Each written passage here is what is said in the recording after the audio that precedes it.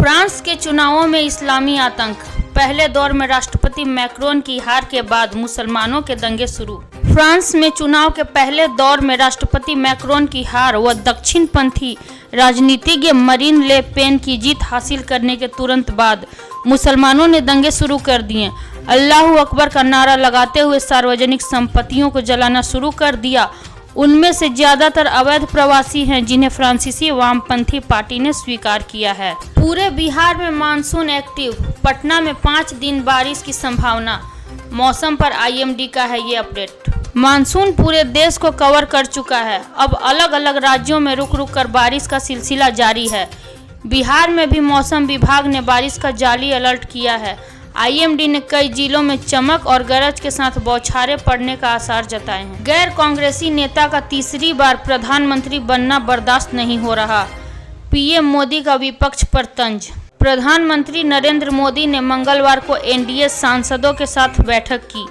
इस बैठक में प्रधानमंत्री ने एनडीए सांसदों को संसदीय नियमों और संसदीय आचरण का पालन करने की अपील की। प्रधानमंत्री ने कहा कि विपक्ष एक गैर कांग्रेसी नेता का लगातार तीसरी बार प्रधानमंत्री बनना बर्दाश्त नहीं कर पा रहा है। गैर कांग्रेसी प्रधानमंत्रियों के योगदान को नजरअंदाज किया जाता था। रसिया का बड़ा दावा, पड़ोसी देश में कुछ बड़ा खेल करने वाला है भारत। रूस की सरकारी मीडिया ने भारत को लेकर ऐसा दावा किया है जिससे पूरी दुनिया में हड़कंप मच सकता है और पाकिस्तान व चीन जैसे देशों के सीने पर तो सांप ही लौटने लगेंगे। रूसी मीडिया ने कहा कि नेपाल के 3 एयरपोर्ट्स पर अब भारत का कब्जा होगा। चीन के कर्ज से परेशान होकर नेपाल ने अपने 3 स्ट्रेटेजिक एयरपोर्ट भारत को दे सकता है। इनमें से 2 एयरपोर्ट का निर्माण तो खुद चीन ने करवाया था। नेपाल जो 3 एयरपोर्ट भारत को सौंपना चाहता है वो त्रिभुवन इंटरनेशनल एयरपोर्ट, पोखरा इंटरनेशनल एयरपोर्ट और गौतम बुद्ध इंटरनेशनल एयरपोर्ट भी भारत को सौंपना चाहता है। बिहार में ठनका गिरने से 8 लोगों की मौत। सीएम नीतीश ने जताया दुख, मुआवजे का किया ऐलान। बिहार में मानसून के पूरी तरह से एक्टिव हो गया है। मानसून ने एक्टिव होने से एक तरफ जहां लोगों को भीषण गर्मी से राहत मिली है तो वहीं दूसरी तरफ बारिश के दौरान वज्रपात कहर बनकर टूट रहा है। राज्य के अलग अलग हिस्सों में पिछले 24 घंटा के भीतर 8 लोगों की जान वज्रपात की चपेट में आने से हो गई है। मुख्यमंत्री नीतीश कुमार ने गहरा दुख जताया है। यूपी में बुलडोजर बाबा के रहते हो रहा कुछ ऐसा जिसे देखकर कोर्ट को भी लेना पड़ा फैसला। इलाहाबाद हाईकोर्ट ने धर्मांतरण के मामले में सुनवाई की। उन्हें कहा कि देश में बड़े स्तर पर एससी, एसटी और आर्थिक रूप से कमजोर लोगों का धर्मांतरण किया जा रहा है। इसे तुरंत रोका जाना चाहिए। धार्मिक सभाओं में पैसों का लालच देकर यही जारी रहा तो एक दिन भारत की जो बहुसंख्यक आबादी है वो अल्पसंख्यक हो जाएगी। कोर्ट ने कहा कि देश में जो धर्मांतरण कराने वाली सभा चल रही है उस पर रोक लगानी चाहिए। अनुच्छेद 25 में धर्मांतरण का प्रावधान नहीं है। यूपी में बड़ा एनकाउंटर। 1 लाख का इनामी कुख्यात अपराधी ढेर। AK-47 और पिस्टल बरामद। यूपी के जौनपुर में बदलापुर के शाहपुर गौशाला के पास मंगलवार की भोर में हुई मुठभेड़ में एक बदमाश ढेर हो गया।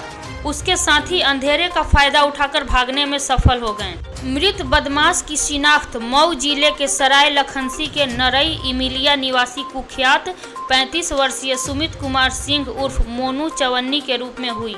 उस पर 1 लाख रुपए का पुरस्कार घोषित था। बिहार के इस जिले में 37 शिक्षकों को शिक्षा विभाग ने नौकरी से हटाया। बिहार के औरंगाबाद में 37 शिक्षकों की नौकरी चली गई।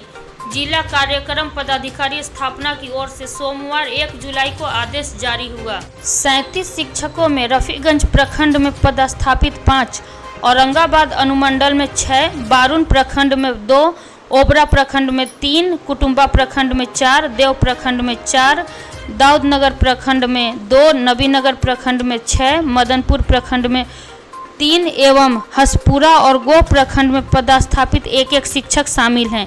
ये सभी कक्षा के 1 से 5 तक के शिक्षक हैं। पोक की जेल तोड़कर भागा इंडिया का मोस्ट वांटेड आतंकी। अलर्ट जारी। पाकिस्तान में सभी जेलों को हाई अलर्ट जारी कर दिया गया है क्योंकि भारत का मोस्ट वांटेड आतंकी पाकिस्तान की जेल तोड़कर भाग गया है।